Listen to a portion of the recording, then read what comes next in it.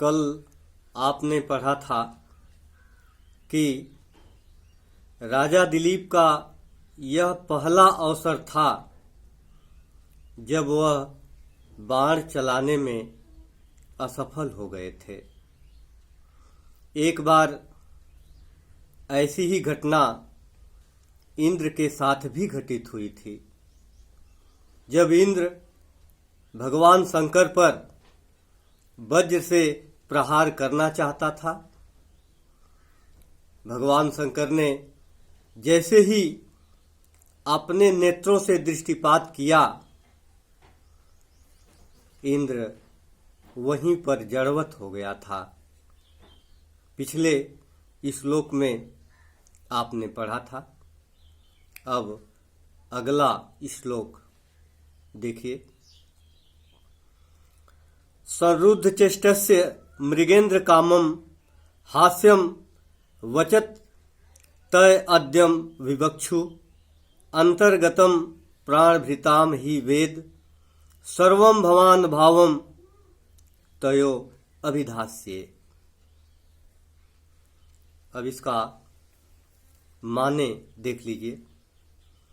संरुद्ध माने अवरुद्ध, चेष्टस्य माने चेष्टाएं, जिसकी चेष्टाएं अवरुद्ध हो गई, जिसका प्रयास अवरुद्ध हो गया, संरुद्ध हो गया। मृगेंद्र सिंह को कहा गया। कामम माने अवश्य, हास्यम माने हास्यास्पद, परिहास, हास्यास्पद। वचः माने वाणी, वचन। अद्य माने आज, अहम माने मैं, विवक्षु माने चाहना, विवक्षु माने कहना चाहता हूं, कहना।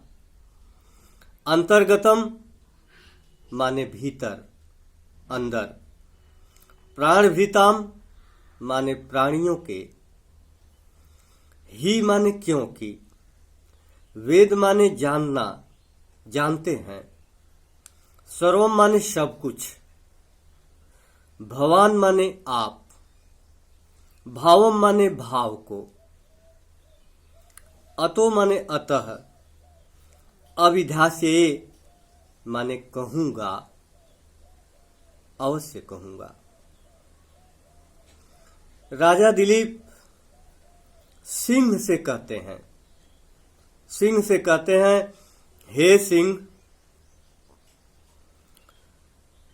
मेरे बाण चलाने की चेष्टाएं अवरुद्ध हो गई हैं। मैं जो बाण तुम पर चलाना चाहता था, जो मैं बाण चलाने के लिए प्रयास किया, वह अवरुद्ध हो गया है। मेरे बाण चलाने की गति रुक गई है। इसलिए मैं आपसे जो कुछ भी कहना चाहता हूं, मैं आपसे जो कुछ भी कहूंगा, वह हास्यास्पद ही माना जाएगा, वह हंसी के योग्य ही माना जाएगा। मैं अपने हृदय से, अपने मन से जो कुछ भी आपसे कहने जा रहा हूं, जो भी मैं आपसे कहूंगा, वह हास्यास्पद ही होगा, वह परिहास के योग्य ही होगा।